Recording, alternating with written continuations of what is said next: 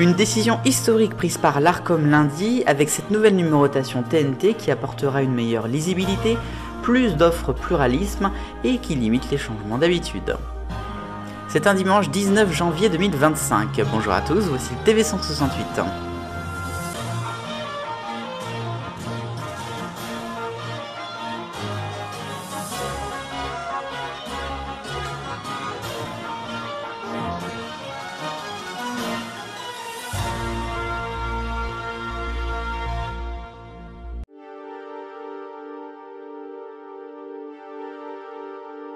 Cette semaine, une décision historique par l'Arcom avec l'annonce de la nouvelle numérotation des chaînes de la TNT qui est adulée par certains, décriée par d'autres.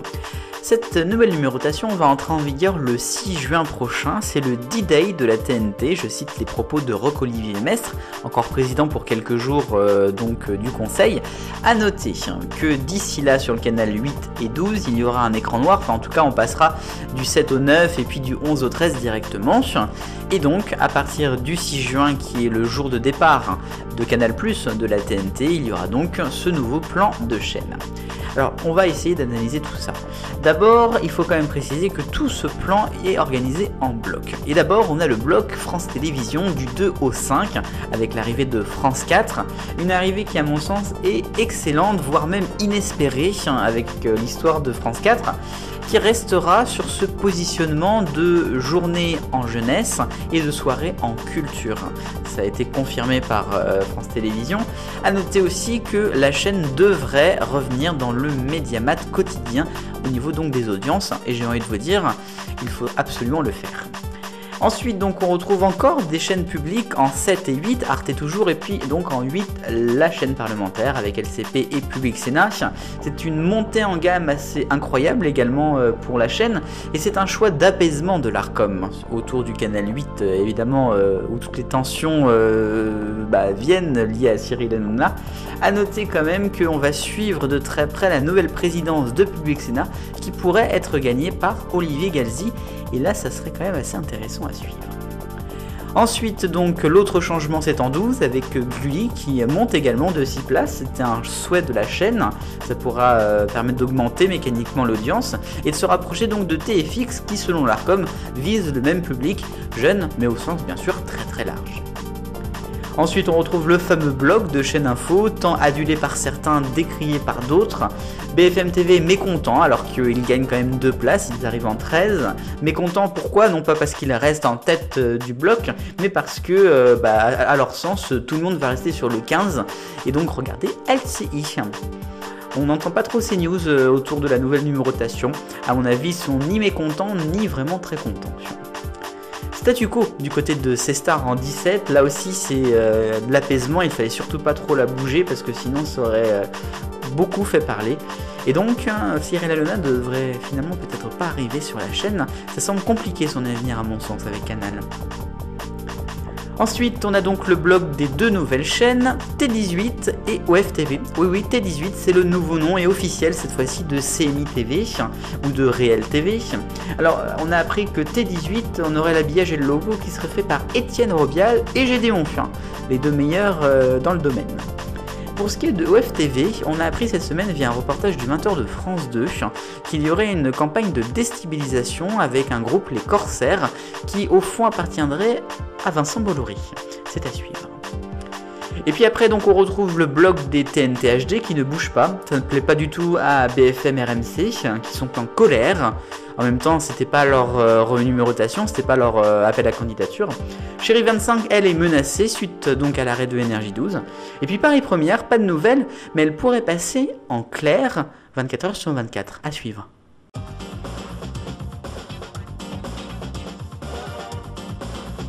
La question 168 de dimanche dernier, je vous demandais jusqu'où peut aller le big deal en audience veille.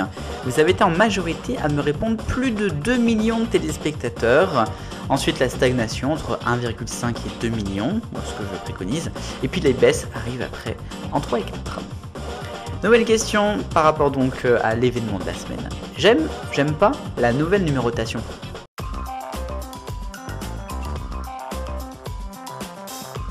Le rayon des autres actualités de la semaine, il y en a un tout petit peu. On commence avec France 3. En bonne compagnie va s'arrêter. L'émission de Sophie Davant, qui n'a que seulement 1 an, ne reviendra pas à l'antenne, ou encore quelques numéros s'il en reste. On le sentait, c'était déjà très mal programmé le samedi puis le dimanche après-midi. Et puis Sophie Davant, en fait, elle n'est plus en CDI avec France Télévisions, on l'a appris cette semaine, elle est maintenant sur des CDD. Elle reste en bon terme et c'est pour ça qu'elle participe à Danse avec les stars sur TF1. Eh bien, Danse avec les stars, justement, parlons-en, puisque l'émission va revenir le 7 février prochain avec un très bon casting, je trouve. Mais il y a encore quelques polémiques, notamment avec des danseurs qui ne reviendront pas, et notamment Anthony Colette, qui est quand même le tenant du titre avec Natacha Saint-Pierre, qui a annoncé ne pas avoir choisi de ne pas revenir. Il aurait voulu, mais il n'a pas été choisi. C'est assez compliqué, puisqu'il y a eu donc toute l'histoire entre Inès Reg et Natacha Saint-Pierre l'an dernier. On va parler maintenant de TF1 et de Arthur. Vous le savez, Arthur, dans Apprendre ou à laisser, il était parfois un petit peu proche des femmes. En tout cas, c'était l'époque qui acceptait encore cela. Maintenant, c'est moins possible. On a eu des images d'Apprendre ou à laisser qui sont revenues notamment avec le documentaire sur Arthur pendant les fêtes. Eh bien, Arthur a décidé tout simplement de porter plainte. Il y a une enquête qui est ouverte sur toutes les personnes qui ont fait des montages sur ça. Et également, il porte plainte contre X et Meta.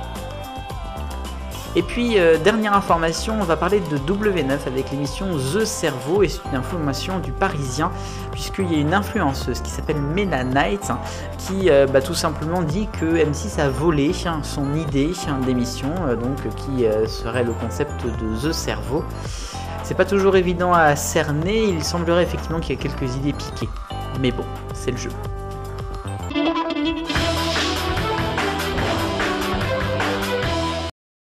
Les points gays, si vous avez suivi 7 à 8 sur TF1 dimanche dernier, vous êtes sûrement au courant de l'affaire de la semaine. Il s'agit de Anne, qui a été dans un reportage de l'émission de Harry Roselmack. Anne, 53 ans, qui s'est fait arnaquer, escroquer même par un faux Brad Pitt.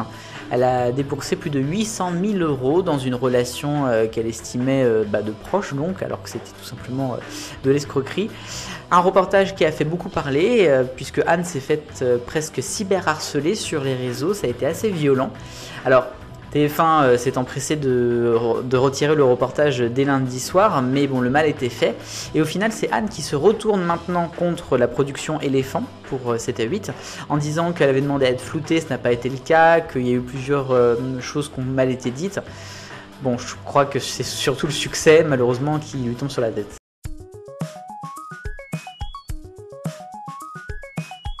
Les 7 couleurs de l'arc-en-ciel des audiences. Et d'abord en rouge, c'est Gulli avec Hit List qui arrive à faire encore pire que pour ses premiers numéros de mercredi d'avant, 63 000 téléspectateurs.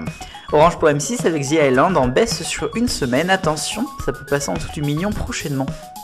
Le jaune c'est pour France 3 avec un numéro de Secret d'Histoire assez mitigé sur l'audience, mais stable sur un mois. Le vert avec l'équipe, la chaîne qui proposait du football avec Madrid-Barcelone dimanche dernier. Une très très belle soirée et une très belle journée aussi en part de marché.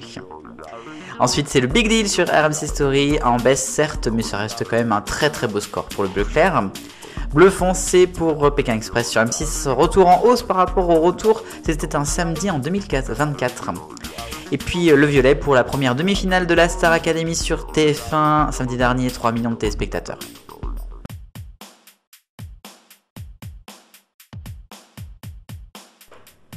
Et enfin, cette semaine, il y avait également l'arrivée de François Bayrou à l'Assemblée nationale avec son discours de politique générale. Et juste pour vous annoncer qu'il a bien confirmé que la réforme de l'audiovisuel doit avoir lieu. C'est le bien commun des Français. Et on rappelle que Rachida Dati a été confortée donc dans son ministère de la Culture. Et c'est ici que s'achève le TV168. Merci de l'avoir suivi. Une semaine historique pour la télévision française, j'ai essayé d'être le plus complet possible sur tout ce qu'il s'est déroulé. La suite, je vous la raconte dimanche prochain, si vous le voulez bien. En attendant, vive le bonheur, on est tous des millions de copains. Salut!